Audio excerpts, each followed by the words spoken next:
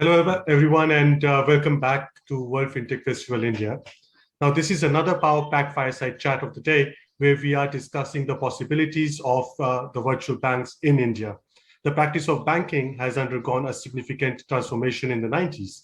While banks are striving to strengthen customer relationship and move towards relationship banking, customers are increasingly moving away from the confines of traditional branch banking and are seeking the convenience of remote electronic banking service. Virtual banking in India is becoming prominent these days, but can a virtual bank be as big as an SBI in India? Let's find that out with our moderator for this session, Mr. Kunal Verma, co-founder of Freo, who is joined by Mr. Mrutyunjay Mahapatra, who's an author, a public speaker, digital leader, senior banker, and as well an independent consultant. Over to you, Kunal. Hello, everyone. Good afternoon, ladies and gentlemen. Hi, Mr. Mahapatra. Good to connect again. I'm very excited about today's conversation. It is a topic which is close to my heart, and at the same time, this is something which is probably one of the hottest topics right now in the financial services sector in the country. I want to take maybe a few minutes to maybe introduce the topic a little bit more, building on what Amit said, and then we'll probably open it up for a little bit more of a interesting conversation. I would love to hear what you have to say, especially with the vast amount of experience that you have. So let me start by talking a little bit about virtual banks, right? And then banks by themselves, right? So, having grown up in a typical middle-class family in India, we've all heard about, our family members and parents going to the bank. Hey, where's the nearest branch? Let me, take some time off work and then go to a branch for some bank work. That's how we've all been introduced to the topic of a bank. So I think talking about how banks have changed or affected our lives, and we've grown by seeing initially public sector banks coming in, all State Bank of India, Punjab National Bank, a Bank of Baroda, and so on. And then over the years, we've seen the influx of a lot of private players coming into the banking space, and then we've seen private names becoming big established commercial banks, and then coming to the limelight and actually taking on a significant part of market share, right? So then we have the new banks that have come into play. We've seen the Axis, the ICICI, most recently IndusInd, there's the HDFCs of the world, and so on. And with time, I think with the influx of smartphones, the internet and digital penetration happening, and consumer behavior going more and more towards convenience and flexibility, and the smartphone sitting in everyone's pocket, we are looking at banks of a completely new flavor, or at least we think that the future could be very different from what the past has been. So in the future, it's quite possible that the next generation of people in India would not think of going or walking into a branch. Maybe they will, maybe they may not. We don't know, but that's what the future holds. But we definitely see a huge role being played by technology, and the way we consume services and products, and the way banks and organizations offer value, right? I think the question is, where will the reality lie? And the banks of today, which have been very large, successful organizations, and I think the new and upcoming organizations, which are so-called virtual and neo banks, they will also coexist with established banks, so to speak. So I think the largest question that everybody has is that where is it all going to converge?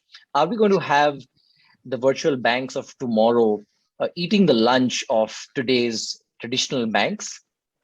Or do we think the incumbents are so big, and with the kind of resources that they have available to them, they will be able to innovate and perhaps out-innovate new technology companies, and would continue to dominate the banking space?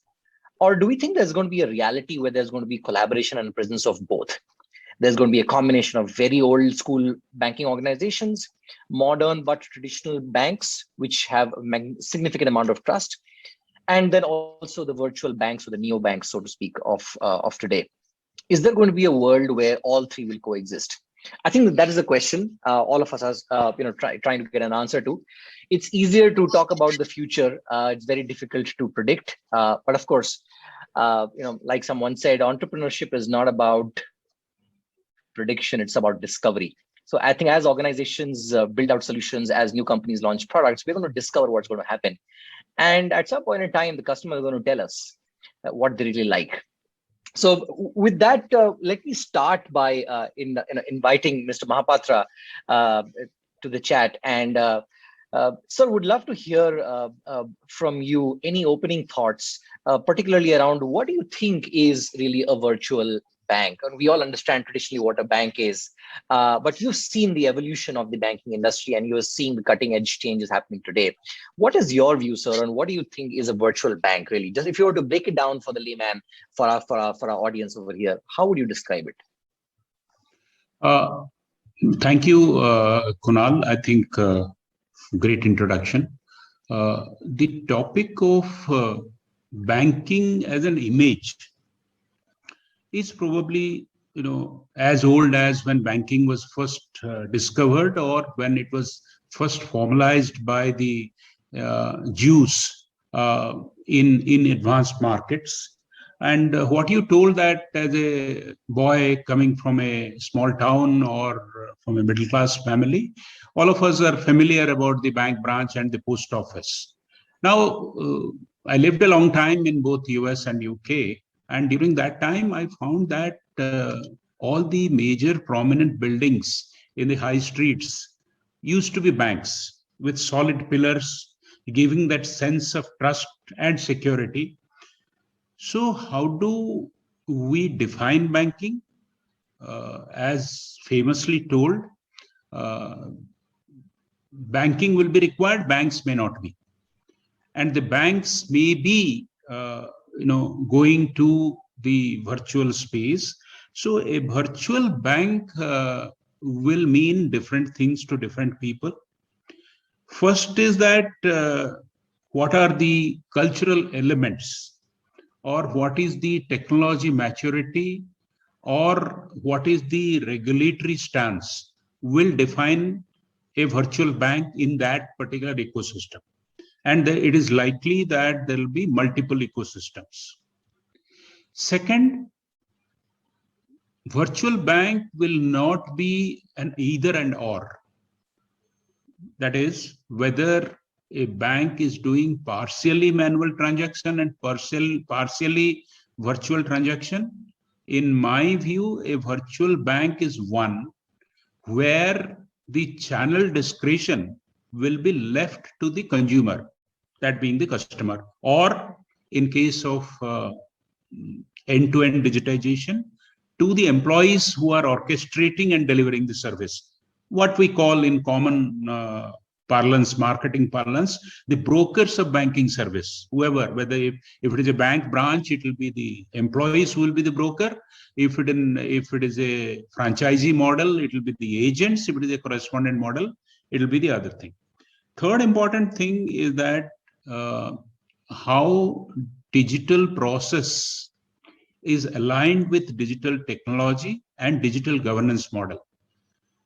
These three, out of these three, that is process, technology, and governance, if at least minimum of two has gone to a maturity level, which is beyond the initiator level, it will be called a virtual bank.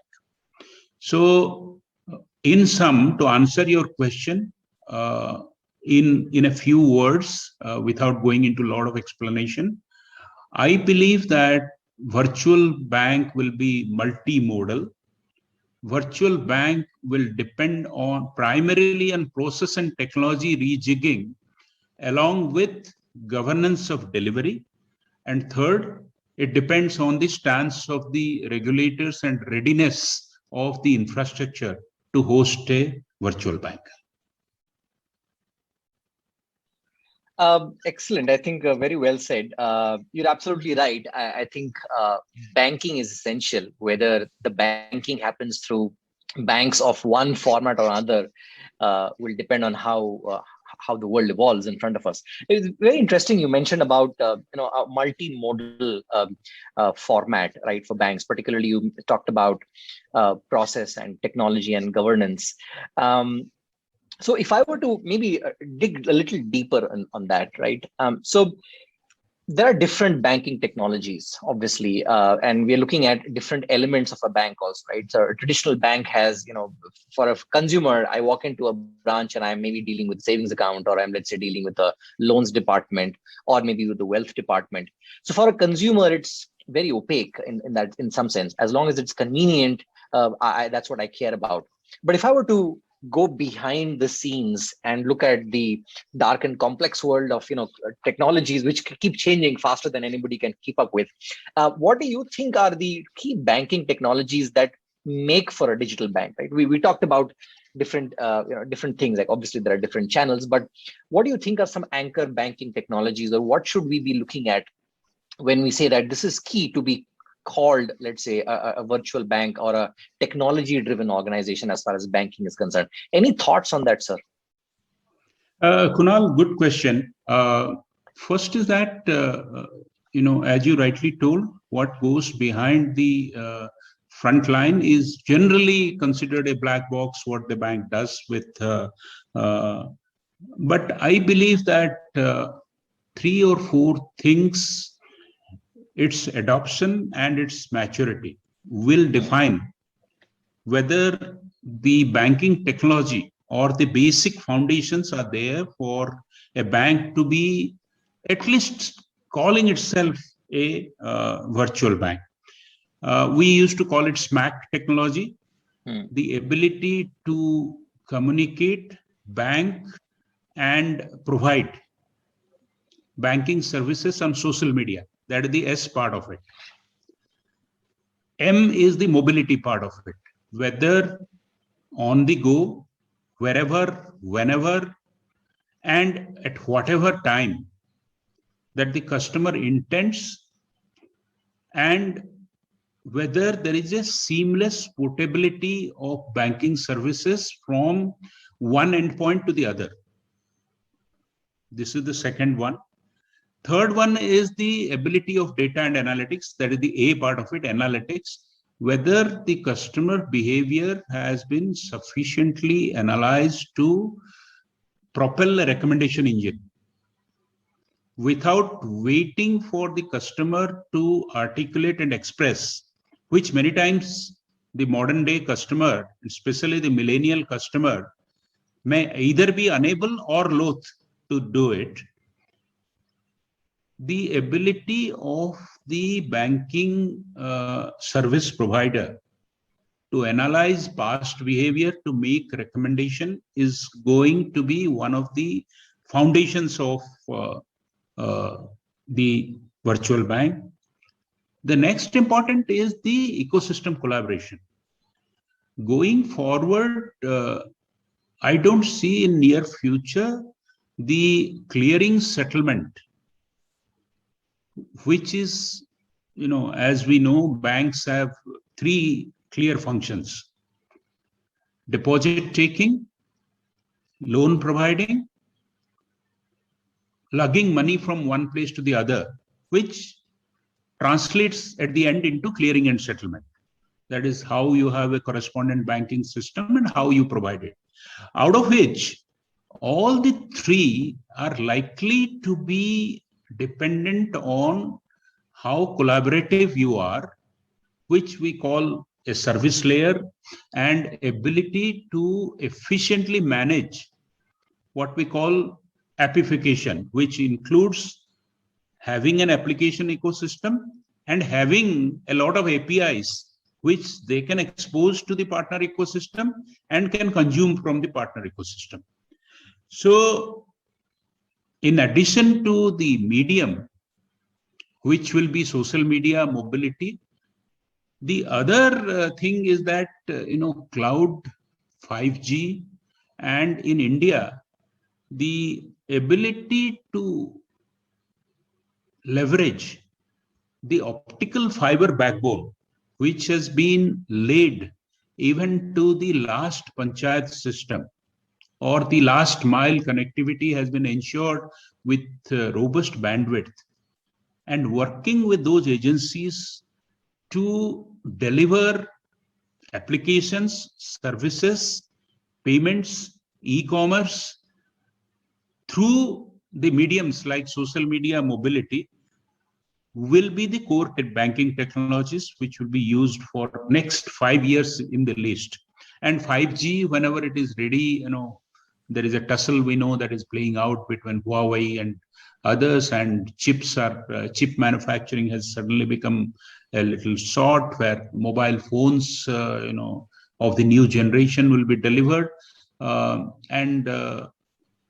Also, another is that another banking technology that will be required is the inclusive banking technology, because if 70% or 72% of the total mobile phones are still feature phones, then how we orchestrate services which will take banking to the last mile. And government's relaxation will begin with the low-end technology. So the ability of whoever is the virtual bank, whether it is an existing incumbent or it is a new player, that will also be the demand of the day in terms of banking technology. Very interesting, sir. Social mobility, like you said, on the go, seamless portability. You talked about analytics, data science, and in some ways, the ability to give the customer what's most relevant to the customer by developing a strong analytical recommendation engine, understanding behavior of customer, and then collaboration to make sure that, whether it is an open API, open banking API system, or being able to build a seamless service layer on top of it. I think all of this comes together. I think at the heart of it, I'm sure you would agree, we are trying to solve the problem for the end consumer. On one side, we are in some ways creators of these technologies and creators of banking services, and the other side, we are also consumers ourselves, right? And I think, like every business talks about it, ultimately, it comes down to the verdict or the final statement of what the customer says, right? Customer is king or queen, as everybody says. I remember this quote, back in the day, if like Henry Ford, if I remember correctly, said that, if you ask the customer what he wanted, then they would have probably said a faster horse, and a car would never have been invented. Or, if you look at in the new and digital age, if you look at what Steve Jobs did, right? And if you say, and Steve Jobs said, well, a lot of times the customer doesn't know what he or she wants. I will tell the customer what they need tomorrow, because they have probably not imagined what the future is going to be like. Right? So a significant part of it comes down to what the customer wants. And sometimes it's about not listening to the customer because they are perhaps looking only for incremental improvements over an existing technology. Sometimes it takes path-breaking innovation, completely disruptive, out-of-the-box thinking to create something which has not been done before. So if I were to look at it now from a customer lens and talk about the customer's journey, the customer goes through different journeys when they are consuming different banking services, right? So I want to go and open a bank account. I want to take a loan. I use a credit card. I make a payment transaction. I need to complete my KYC, and so on and so forth. Right? You pick a banking service and pick any service, and you're looking at different formats of customer journeys. So if I were to look at it, sir, from the lens of a customer, and look at the different journeys available, we know that the regulator has been very progressive, talking about technologies such as biometrics, account aggregators, frameworks in place, blockchain, a lot of things in the future coming in. What, in your view, Mr. Mahapatra, are maybe the customer journeys which are kind of ready to be virtualized? Some may not be. And this is an argument that I can endlessly have with my father at the dinner table, where no matter what I say, he will still have the same level of hesitation when he has to do a payment using a digital interface.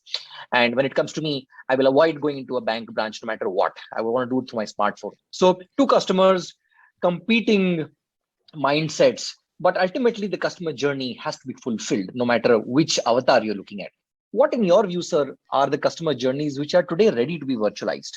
And what are still some distance to go?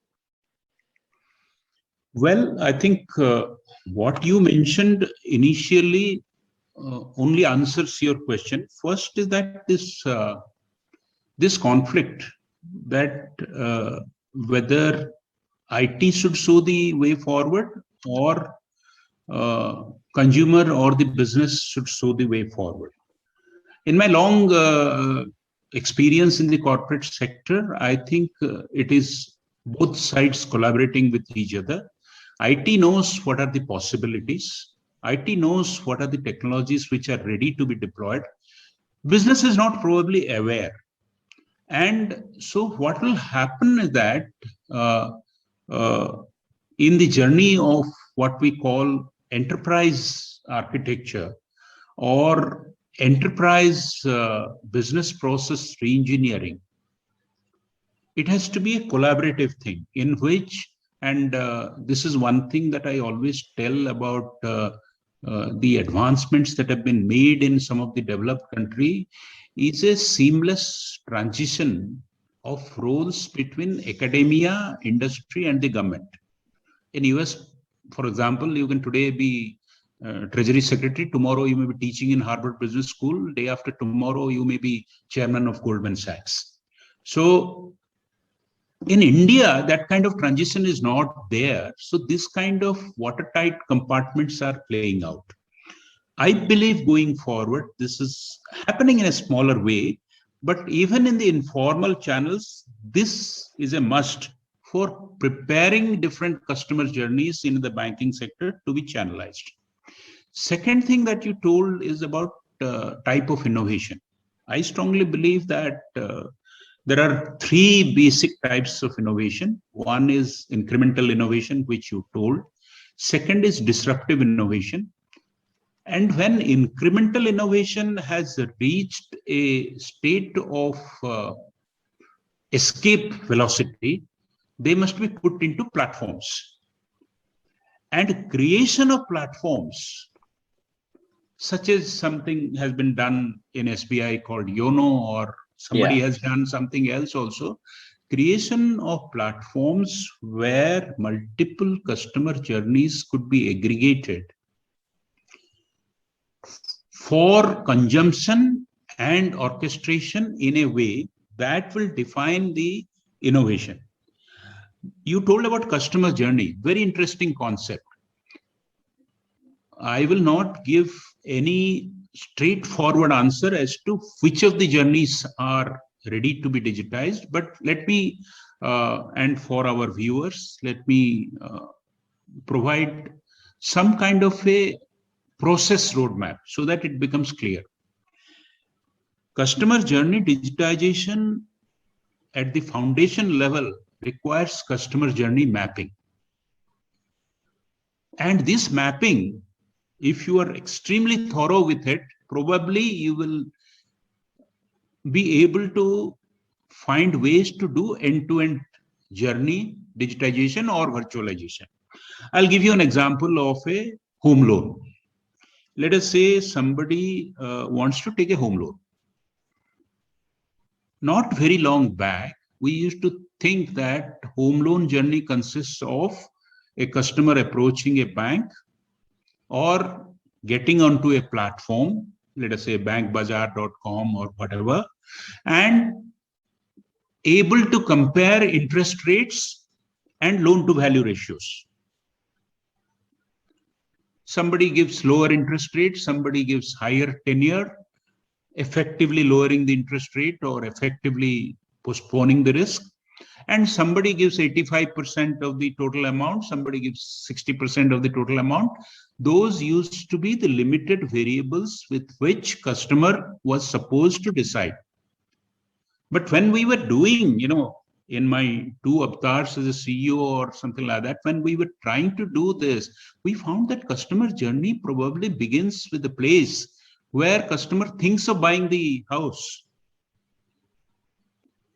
thinks of the locality, thinks of the builder's reputation, thinks whether a crèche is available nearby, both the partners are working, thinks of a old age home or a hospital nearby if there are old parents, thinks of movers and packers, thinks of Vastu. So all these things make together customer journey. So when we do platformization, when somebody clicks on the home loan portal of a digital bank, whether she can get hold of a furniture, she can get hold of a furniture maker, she can get hold of a packer and mover, she can get hold of a Vastu consultant, she can get what is the crime rate in a particular area, she can get whether the height of the stairs are sufficient to climb. So what is the water supply, whether there is water shortage. All these will define the comprehensiveness of the customer journey to be digitized.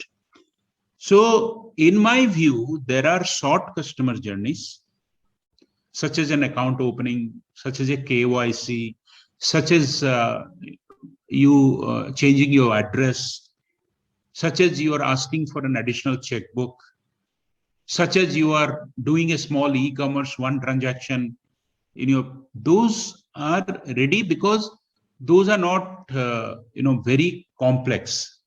But increasingly, the customers today are not. When we joined as a bank probationer after a competitive examination, banker used to be friend, philosopher, guide. Many people will come even to consult about whether X person is good enough to be given the daughter's hand. So we have gone through that. But today the customer is so well educated with the impact of mobile and the internet. She has examined 6 options before she approaches you. Bankers should only provide that decision-making skill.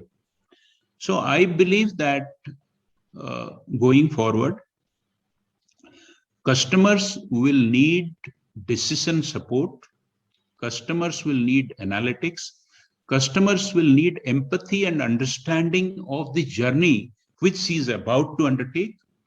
And those customer journeys which are quick wins will be the short ones or near transaction ones. The long ones and which border on relationship will take a longer time to be digitized. Got it. That's very interesting, sir. Talking about incremental innovation, disruptive innovation, and I think I like the way you put it, that customers really will need decision support, the sense that you ultimately have to trust the customer's mind that he or she is going to come in, and there's no way that you can actually push or shove a product towards the end of the day. They are very, very aware these days. They do need the decision support. They do need the recommendation. They do need the analytics at the back end to be able to give them the right guidance. So, very interestingly, since you brought it up, I think that hearing what you said, actually a thought came to my mind. And this tends to be sometimes a little bit of a controversial topic also, but I would nevertheless like to bring it up. And this is more about data and trust. So let me give some context, right? So you mentioned very pertinently that, in the olden days, the relationship with a bank officer went beyond banking transaction channels, right? So there was somebody you could trust, even with like advice, like, right, hey, who should I marry my daughter to? Like, advice on that gentleman.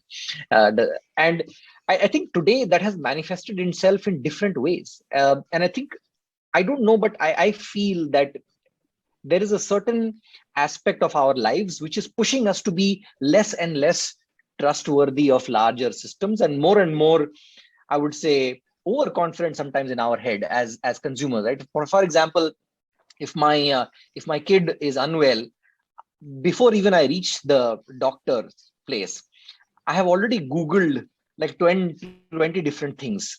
And, at some level, when I go to the doctor, I'm trying to jump the gun and telling that, hey, look, I know these 10 things.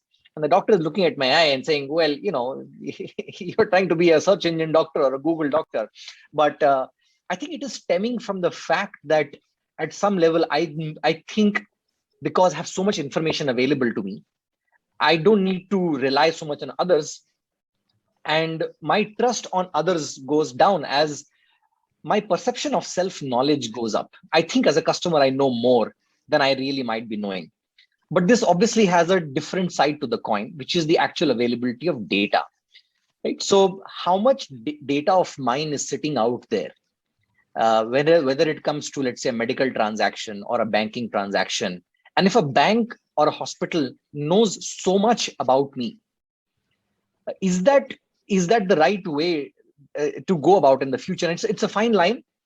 As organizations, we all need the information, the understanding of customer behavior, so that we can build actionable analytics on top of it and improve the value that we are giving back to the customer. But at the same time, it's a slippery slope. The regulator also in India has been very vocal about the fact that the customer needs to be protected, and very rightfully so. So there is this, it comes back, sir, to this point of how much of data should a customer be willing to part with? And how does a customer establish trust with a banking channel? And I think this question is more begging when it comes to new age organizations. Because traditional bank organization, you can still walk into a branch and meet the person sitting across the desk as a branch manager. But at the same time, there is a whole generation of people that wants to rely more and more on these technology-driven online solutions, and they rely less and less on people as they, as the world is changing. What is your view, sir? What's the balance between the data that one needs to share and the trust that one needs to have between to an original like a traditional organization versus a neo bank? Do you think that it's a black or white thing, or do you think there's more gray and murky waters there? It is gray, definitely, even if it is not murky. So, let us go beneath the layer. We know that even trust today, as you rightly told, bankers will not be blindly given the trust. As they say, in God we trust, for everything else we need data. So absolutely. So even for reposing trust, the bank has to be trustworthy, and it must generate sufficient data that it is trustworthy. So coming to a serious thing, use of data has unfortunately gone into controversial terrain because of some of the data colonizers that we have, without meaning any ill will to the likes of Google or Amazon or something, who on the go collected a lot of data. And who are colonizers? Colonizers are people who occupy land or territory without paying the proper price for it, or without taking advantage of whatever were the regulatory arbitrage that was available. Right. Now that everybody is aware, still one thing is very concerning, what we call the lazy consents. You want to use a free app, you say that yes, you access my call records, yes, you write to my phone, yes, you use my phone book, so on and so forth. Now, going forward, along with data capability, another capability that will be necessary, most likely will be mandated, is the bank, whether virtual or digital or physical, to manage trust, privacy, and authorization. Authorization and privacy regimes will go. You spoke about the medical records being available or not available. Whether the consent has been obtained after a lot of legal procedure, whether those consents are recorded, whether violating those consents were software enforced. So compliance department and security departments, or wings, in any organization will play an increasingly important role in the new age digitization, where data will be the new oil, and where data is likely to be boundaryless for own use data, for monetization data. All these things will come, but we will be entering a phase of uncertainty and flux, where courts will be making maybe contradictory rulings. Regulators will be learning their rope along with the players, And players owe it to the larger civil society to educate the regulators about the possibilities, relaxations, limited or unlimited, and technology for enforcing those things. I think that will be the way forward. Got it. Got it. I think we have a few minutes left, but I do want to talk about two things finally, sir. First, I think, and one will be like more like a closing question from yours that I would like to ask you. But before that, I want to take like a quick digression, maybe a 2-minute digression, and I couldn't help but notice that you, first of all, been a veteran banker. You've held leadership, CEO, CXO positions across organizations in your career, which itself is like an extremely demanding work and challenging role.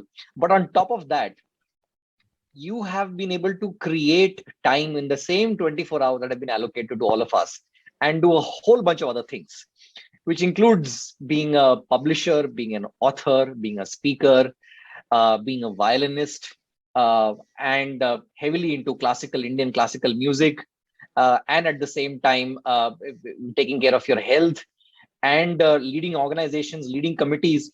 So, I mean, well, not defying the laws of physics, but how are you able to manage all of this? Like, what is the secret that you would like to share with all of us to be able to manage all of this in the same 24 hours that God has given all of us? How do you do it, sir? I mean, see, there is no secret, absolutely. I believe that there are many styles, and sometimes we worry about our style, but I strongly believe all styles are winning styles. If somebody is focusing on one particular topic and is trying to excel on that, I think in her way, it is good. In my way, I believe that one needs to be multidexterous and multitasking, and it provides you an avenue of creativity when you find that one avenue is not making you as creative or as passionate. You should have at least one or two others where to switch to and unwind before you come back to your main focus or main priority. This is one reason why I have been, dabbling with a lot of things, and not at a very masterly level or something, but this is one of the motivation. Second motivation for me is that, what one should do in leadership position is that if one becomes a single trick pony, one is not managing one's risk properly. So the risk of failure that is there, and maybe it is because of my middle class mentality or whatever, putting all my energy, all my passion into one thing. And I've seen that because during our age, the job mobility and job portability was not so high. So we generally took a job for life, and public sector and government jobs were always at a premium. So in that situation, I found that every leader must have an artistic, or what should I say, finer sense, because the finer senses demand that your brain is loosened up, it is rejigged, and it is repositioned for doing things. So that exercise automatically happens when you do something like a little bit of music or a little bit of public speaking. And writing, I find that this is the best method of learning. If you start reading a book just for reading it, it will become monotonous. But if you are reading it to teach someone or reading it to write an article, I think it is a different experience. So nothing great, no rocket science. I believe this is the way. That is why I have gone there. Other styles are equally valid. I think so. The one thing that I'll pick from this is that you've spoken like a true banker, where you said that, you have to, there is high risk if you don't do a lot of these things to balance. So spoken like a true banker. So risk management Very is key at the end true. of the Very day. true. Very So, true. so I think so. One last closing question. I know we are at the end of our time. I would love to continue this conversation, but in the interest of time, maybe one last closing question I would like to ask. So, here we are talking about building large organizations, right? Could a virtual bank of today become the SBI of tomorrow? I mean, that's like the begging question at the end of the day, right? Is there scope to create successful organizations? And behind successful organizations is ultimately the people who are building it, right? It's like individuals, right? Basically leaders. Now, we all know what it takes to create an organization. So we know the theory behind it, right? There are people, process, technology, governance. But it takes something else to be an individual or a leader to create a successful organization that is enduring, that is sustainable for tomorrow. Now, one can choose to solve a small problem and not create a big organization. Or one can choose to go after a very big problem to create a very large organization that lasts for decades. No matter which problem we choose, there is always misery in life. So we'd rather choose the bigger problem, the bigger success, because misery is the constant in all of this. So there is no way of avoiding complexity in life. What, sir, in your final words, could be maybe for the session advice to younger leaders, managers, entrepreneurs, as they're trying to build organizations or trying to build digital companies or fintech companies that could be enduring like an SBI, or it could be enduring like a multi-decade organization? What do you think is maybe few key pointers or advice from you that leaders should take away? A good question. I think, see, Michael Porter in his 5 forces theory dealt with all the things, buyer power, by force of the buyer, force of the seller, force of the new entrants, force of the incumbent, and so on and so forth. Now, for all we know, SBI could be the new SBI, because the incumbent is completely repositioning. What we will see going forward is that all incumbent, I first started coining that word, that we must use that ammunition called disrupting the disruptor. They will use their deep pockets, they will use their ability to reposition with buying new technology, they will have the ability of data. So this will also play out. Second thing is that the entry barriers are not going away too soon. The big capital requirements, the big skill requirement. Today, the lone bright idea, because I mentor a number of startups, the lone bright idea will not be able to suffice to become a new SBI. Because SBI is a 210-year, 220-year-old organization, but even a smaller, large bank, it will require sustained effort, staying power because of capital, and building the trust brick by brick, such as one of ICICI Bank. So in my view, I think startups should start collaborating. What I believe is that startups will become modules which will complement the inefficient sectors of the banking.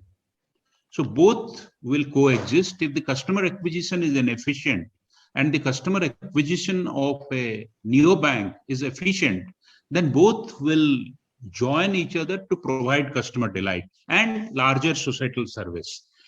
Second important thing is that I think going forward, fintechs will become large in niche places where typically banks have been inefficient. What we have seen in case of e-commerce or in case of payment. Right.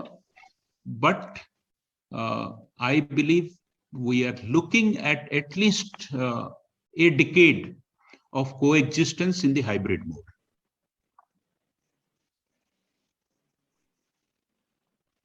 Got it. Got it. I think that's interesting, sir. So entry barriers are not going away anytime soon. Collaboration and trying to find the right white spaces where you can actually bring in and establish your success. is really the way to go for newer organizations. So find your, I would say, strengths and play to your strengths rather than trying to do everything for everyone. So I think so. One or two questions coming in from the audience. Maybe I'd like to bring one question up. So there is one question which comes in, which basically says that, in light of recent complaints where Kerala banks enrolled their customers into insurance products without customers' consent. So the question is, how does it affect trust? I think at some level it is going back to our discussion point on trust.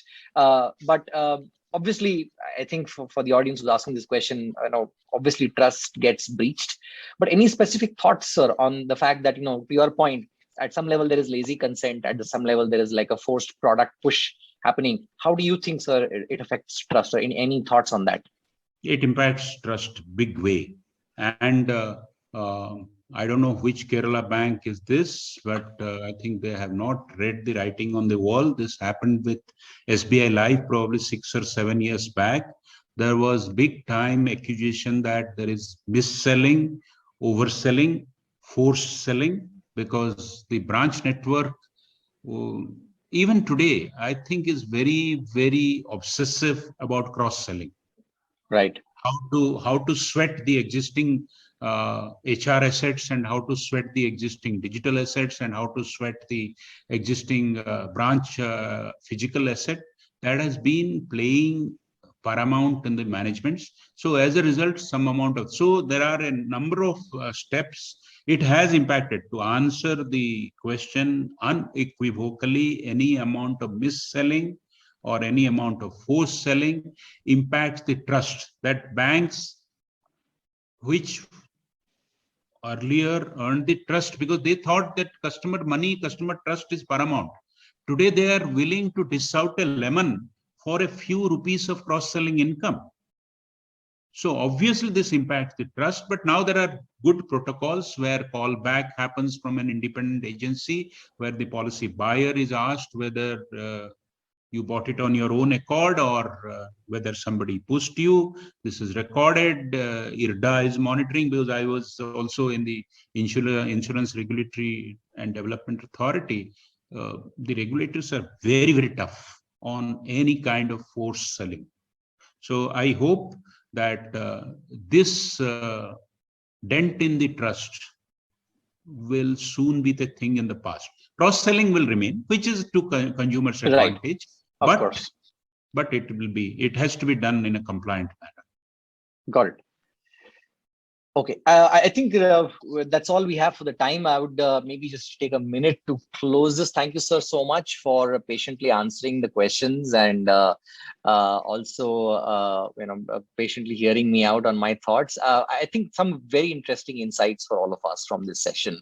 The fact that you have to think about building a long-term sustainable organization, where you have to think about what technology can be applied to customers' journey, without indiscriminately thinking that, hey, I have a technology, so I can actually build everything, right? So not going after like a hammer, looking for a nail kind of an approach, but trying to build out an organization where you understand the customer journey, what part of it is ready to be virtualized, and then going after that, looking at key technologies, key disruptive technologies, thinking about the fact that when innovation is incremental and when it reaches escape velocity, then it can actually be put into a platform, like you said, Mr. Mahapatra. I think a great point where you articulated like that.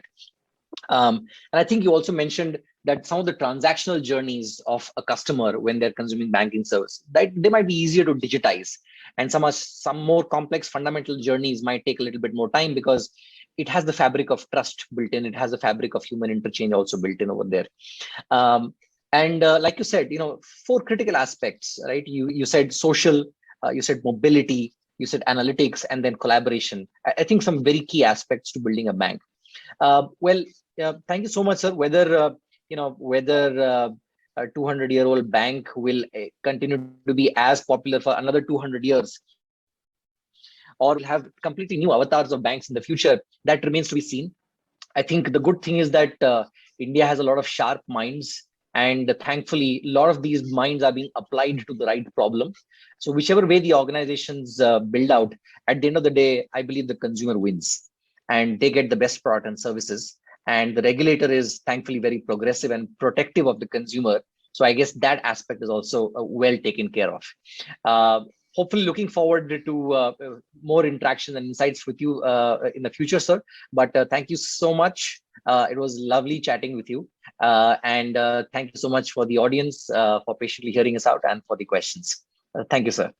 Thank you. Thank you very much. Thanks everyone for the opportunity. Thank you. All right. Thank you. Bye. Bye.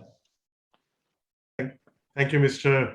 Kunal and Mr. Mahapatra. It has indeed been a very informative session. The one takeaway I'm going to take for myself is disrupt the disruptor. And I'm sure everyone watching this session has picked up something on that. With that, once again, thanks a lot. And for the audience, with that, we will be moving on to our next session. Do not forget to refresh your web browser, and we will be back with you in just a moment's time. Thank you. Bye.